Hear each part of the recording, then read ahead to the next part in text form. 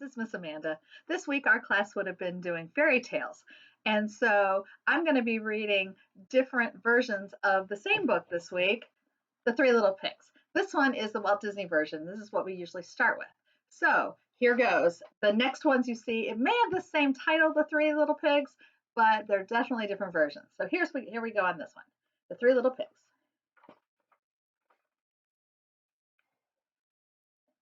This is the story of the three little pigs and one big bad wolf. The three little pigs lived in a house at the bottom of a hill. They lived with their mother. The big bad wolf lived in a house at the top of the hill. He lived alone.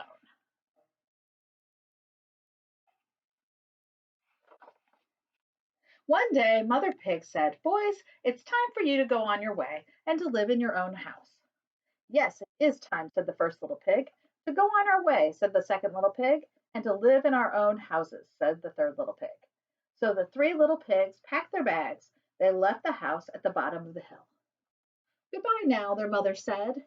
"And don't forget, watch out for the big bad wolf. He eats little pigs." "We won't forget," said the three little pigs. "B is for big," said the first little pig. "B is for bad," said the second little pig. "Woof is for woof," said the third little pig. They waved goodbye and went on their merry way.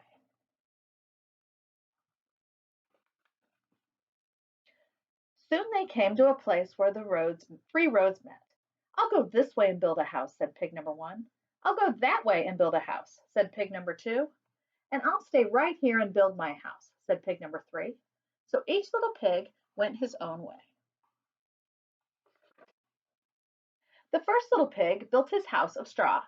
One, two, three, snip, snap, his house was done. It was not a very good house. It was not a very strong house. "But who cares?" said the little pig. "I don't want to work all day. I want to dance and play." He did.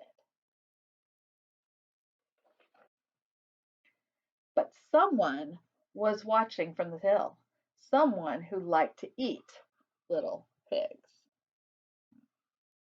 The second little pig built his house of sticks.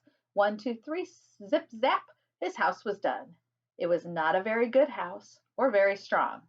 "But who cares?" said the little pig. "I don't want to work all day. I want to sing and play." This is what he did.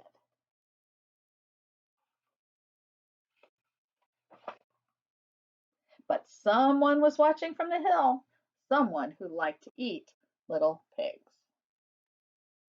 The third little pig built his house of bricks. Now this little pig worked hard. He made a floor of wood, he made a door. He built his house brick by brick, and he made a chimney on the roof. When it was done, it was a good home. It was a strong house. "Now I have time to rest and play," said the third little pig, and so he did. But someone was watching from the hill, someone who liked to eat little pigs. The next day, someone came down the hill, the big bad wolf. He went to the house of straw. He banged on the door. Little pig, let me come in," he called. The first little pig looked out the window. He saw the big bad wolf. "Oh, no, no, not by the hair of my chinny chin chin. I won't let you in," said the little pig. "Then I'll huff and I'll puff and I'll blow your house in," said the wolf. He huffed and he puffed and he blew that house of straw right down. The little pig got out just in time. He ran to his brother's house of sticks. "Help, help," he cried. "The big bad wolf is coming." The second little pig quickly let him in and he locked the door.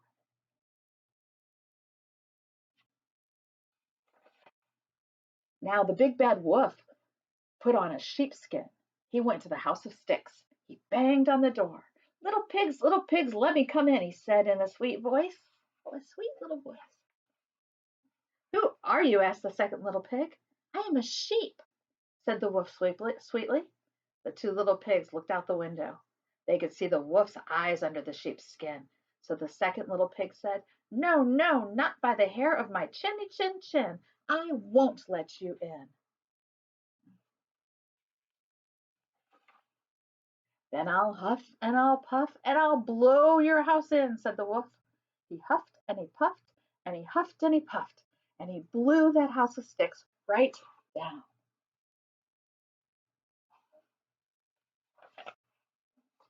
The two little pigs got out just in time. They ran to their brother's house of bricks. Help, help, said the big bad wolf is coming.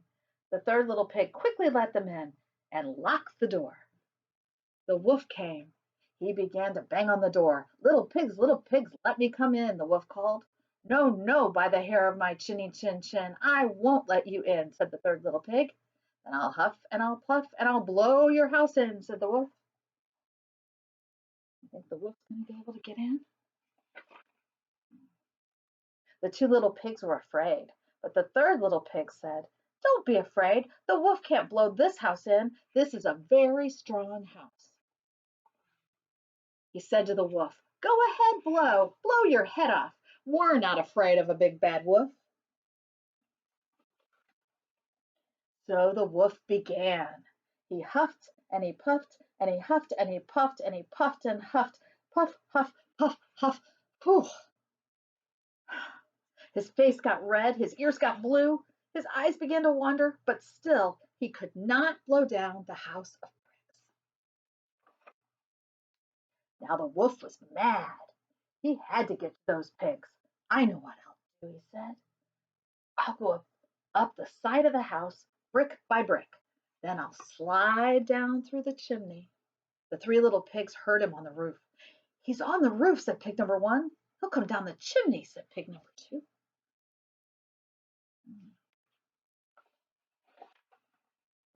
Pig number three said, Quick, get me a pot of hot water. They got a pot of hot water. It was very hot. They put it under the chimney. The wolf came down the chimney. Plop! He fell right into the pot of hot water. Help, help, cried the wolf. I'm in hot water. He jumped up, he ran out of the house, he ran and did not stop until he got to his house, and he never came down the hill. The wolf still lives at his house at the top of the hill, alone. He is still big, but he isn't so bad. He never eats little pigs anymore. And his book says, How to Cook Chicken.